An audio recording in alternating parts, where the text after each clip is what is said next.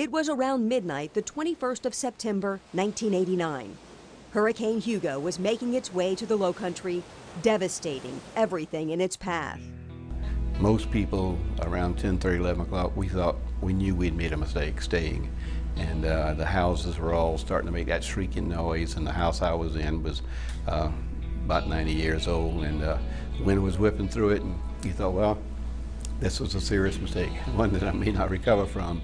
Through the night, everyone became aware that this was a serious situation throughout Mount Pleasant. But it wasn't until the following morning, in the light of day, that we could see the destruction left in its path. It was the morning after the hurricane. We went out, and it was just devastation everywhere. The day after Hugo, I walked outside the house, and trees were down everywhere. I mean, you couldn't go in big trees, little trees. But most of the people were without house at all. As I mentioned, it was kind of almost like a third world country sensation where people were living in tents, and it was utter poverty. And that's when it became apparent that while Mount Pleasant is a rather affluent area, there were pockets of poverty that were just devastating. Out of a sense of community and a need to help in any way possible, the seed was planted for the East Cooper Community Outreach. It seemed like an impossible situation. Imagine if it's your calling to reach out to people and you know that people need you and are struggling, but you can't reach them. There was one telephone that did work. It was in a closet. And so we got a long cord, and we actually were able to answer the phone, which started ringing immediately. Food, water, and shelter, that's what everybody was thinking about. I mean, everywhere you went, that's everybody's first concern. And we were fortunate at Pig. We had two of those three things we could help provide in the days and weeks to come. People were just so gracious and so simple, and really so prayerful and thankful to God that they had their lives and they had their families.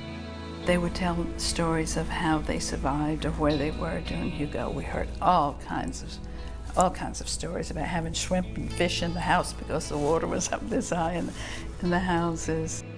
Everybody has a personal story to tell, but the personal stories sort of go away sort of fast when you think of the overall picture. So the stories were told and the simple needs met, but the needs began to grow. So the seed that was ECCO took root and began to branch out. Kind souls like Joyce Darby and Charlie Way began to pull together to find a home for ECCO. The first, here at the old Jabbers Market on Coleman Boulevard. As word spread and ECCO's needs continued to grow, a more permanent location was found. The present mayor at that time, who was also in real estate, I asked him if he could try to find a building for us. And he did find a building on Lansing Drive. The action of neighbors helping neighbors caught on quickly in Mount Pleasant. Everyone joined the effort, rich and poor, to rise from the wreckage of Hugo. So we set up grills outside and served the community, whoever came, hot dogs and hamburgers. And I think that gave them a better spirit to see we were there to help them. And it made us feel, you know, people forget helping someone else makes you feel better too. The hugs and kisses, and it was just very, very heart-wrenching. And I think it's still the same today. It boiled down to we did whatever the need was for that moment and for that hour, and the days just flew by because we kept very busy with people in need, people calling, people coming, and people willing to help who were also calling and coming.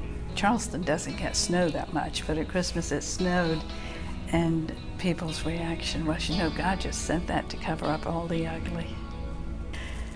That was the beginning. We had no idea that that would turn into the beautiful vision of ECCO that is now existing it's just overwhelming to see what 20 years what has happened in the 20 years since Hugo hit. It's incredible when people's backs are to the wall, how we respond, helping each other. They've done a fantastic amount of work and good work in the 20 years they've been in existence.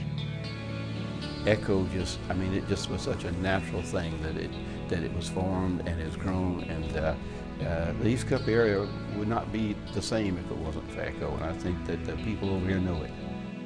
To see the programs grow and to know that we're really reaching out to people is just wonderful. The past 20 years has been an evolution of a God thing. God's definitely involved in ECCO. And we see it every day when we wait on people and serve people and try to help them become, fully created in His image. The future of ECCO, we've just begun. And we're really now focusing on trying to alleviate poverty in East Cooper. We're looking at the root causes of poverty. We're looking at people individually to look and see how we can help them achieve their full potential.